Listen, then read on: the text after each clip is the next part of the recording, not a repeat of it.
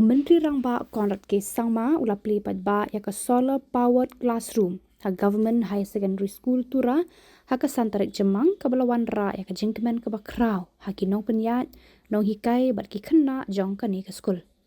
ya ki jingdot jing sep ban penbiang ya ka ni ka kamera school da ki electric boards ngi solar power labai da ka kunhon Great Himalayan Expedition GHE da ka PA Sangma Foundation bat da ka Karkhana Shri Cement.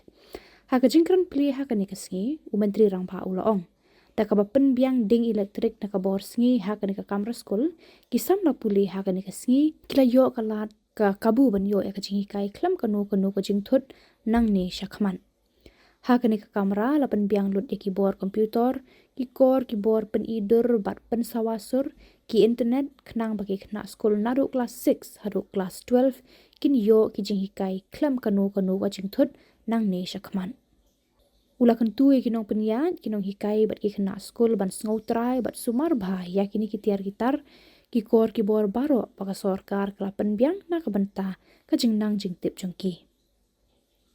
ula ong ru ka jing tmu jong ka sorkar kalong ban kentiu ban pen Khubor bat ban pen roi pen san ki Samla kan thei bekin poisha clear jong ka jing nang jing tip kum balong ki Samla kan thei ki ba puli ha ki school ki ba pau nam ula ya ro ka jing pen no baha jong ka ni ka school ka bala sedang mi per thei na do ka snam khat khandai spa lai phoi bat ka bala sei bun spa ngut ki long kemi ki bala kiu bat poisha clear jong ka nam ha ki kam shakri pat ba jong ki ula kedau ha ki ni ki khna school ban pet yaki nuksa jong ki tu ki balaya lambat betendenti haswa jong ki ula ong ka sorkar kan sa penbiang ya ki jingdan kam badang duna jong kan ka school bat ansapli ru yaki kerdan puli science bat commerce ha kini ki snam ban wan kumju ban penbena bat maramot yaki kamera bat ki saudong saukun jong kan ka school ula kular ban penbiang ya ka digital library bat yaki integrated computer training laboratory ban pli lat ban penep yaki jingtip jong ki Samla kan thei ha ka ni ka school 1 2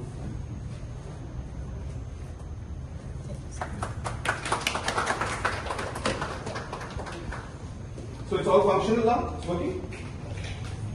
Yes, sir. It's working now? Yes, sir. Is to be able to make things better for you, the children,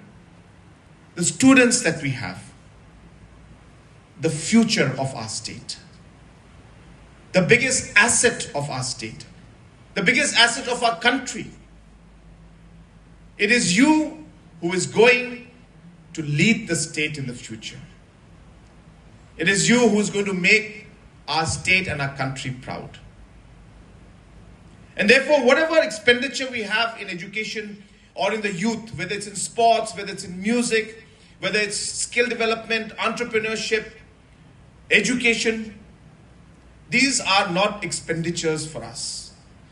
These are investments.